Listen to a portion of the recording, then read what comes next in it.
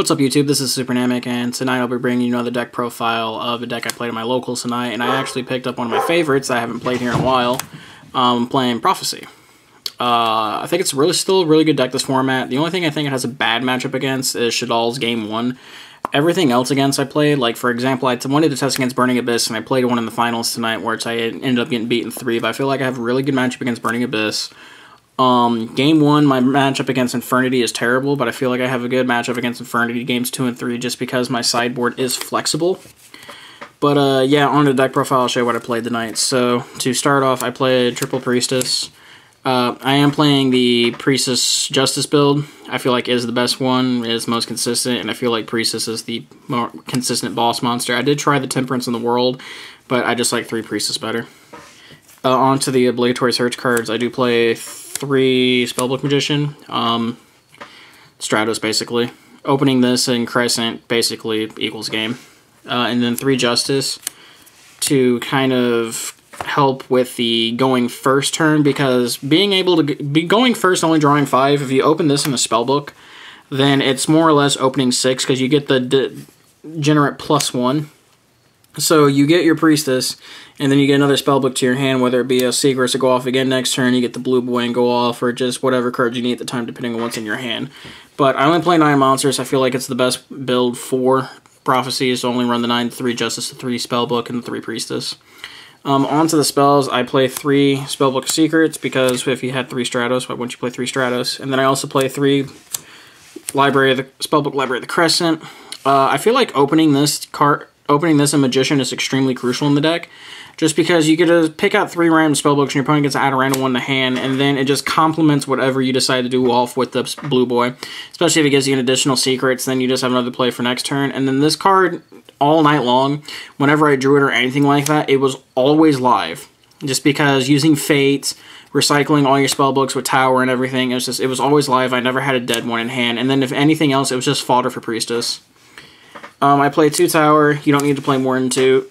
3 kind of clogs, but you want to be able to recycle it. But it gets all your plays going. It puts all your spellbooks back into the deck and everything, so it's really good. And then I also play 2 Master. You only need 2, and it's really good. It just copies everything in the deck, and then you can recycle it endlessly with Tower and just continually just do additional pluses and deck thinning. I only play 2 Wisdom.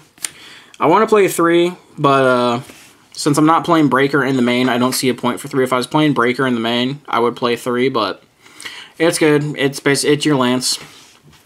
And then 2 Eternity, because you do play Fate and you do play Priestess, so you want to be able to recycle your spellbooks. And a lot of people have been cutting it down to 1, but I like to play the 2 just in case the 1 does get banished by other means and other than myself banishing it. I want to have the second one for backup. And then the 1 of spellbooks, I play 1 Power, 1 Fate, and then 1 life. The spells outside of spellbooks, I play triple Upstart. Unfortunately, they're not all Ultra. I'm still looking for one. But I do play the triple Upstart because you want to get to your pieces faster. Because this deck can kind of open a kind of brick. So with a 37-card deck theory, this just kind of helps lessen the bricky hands. And then if nothing else, you get an additional draw. 2 Potted Duality to kind of help with the deck sifting. And then the 1 Book of Moon, because I feel like it's the best versatile card you could play in a deck. So why wouldn't you play it? On to the traps. I kind of play like a smaller trap lineup. I play 2 Phoenix Wingwind Blast. I feel like it is one of the best cards in the format right now. Best trap card. It's reactive, discard outlet.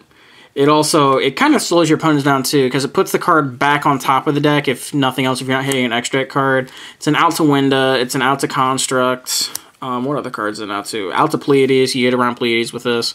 All in all, it's just a really good card. I thoroughly enjoy it. I play the 2 Vanity's Emptiness because I do not want my opponent going off with me, and with all the spellbooks I play in a turn, I can turn it off at any time. It's just a really good like stun factor, and I do like it. I do play 2 Fiendish Chain for the effect negation and kind of jump block, and then the only one-ups I play 1 Warning and 1 Compulse.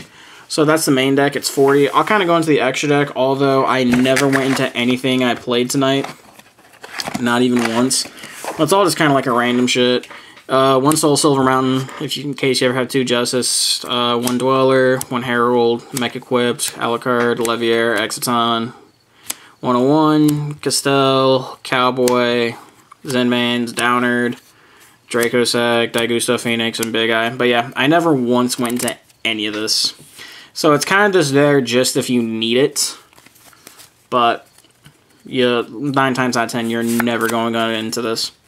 But yeah, on to my matches. I played Infernity. Well, I had to buy the first round. I don't know why, but I had to buy first round, so I didn't have to worry about that. My second round, I ended up playing Infernity. He ended up beating me in 3 because I bricked really hard game 3. Game 1, I absolutely destroyed him, and I don't know how.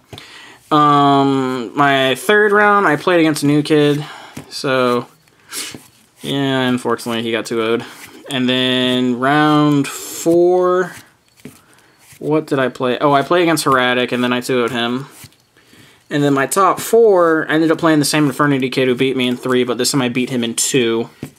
And, I was talking so much shit. And then, final round, I played my buddy Jeff. He was playing Burning Abyss.